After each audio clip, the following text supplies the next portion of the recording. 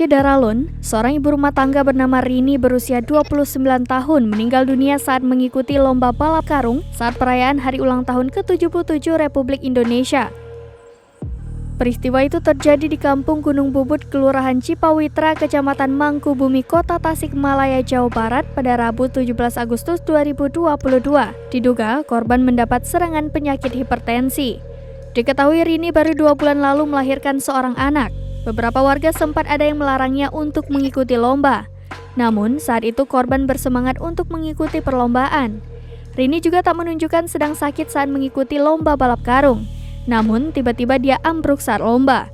Warga yang menyaksikan kejadian itu langsung berhamburan memberikan pertolongan. Mereka membawa korban ke klinik terdekat. Petugas polsek yang mengumpulkan keterangan dari keluarga dan warga mendapatkan informasi bahwa korban memiliki riwayat hipertensi. Warga yang berada di lokasi juga menyebut korban jatuh tanpa ada kesengajaan dari pihak lain. Petugas klinik yang memeriksa tubuh korban tak menemukan adanya luka mencurigakan. Pihak keluarga telah menerima kejadian tersebut sebagai musibah.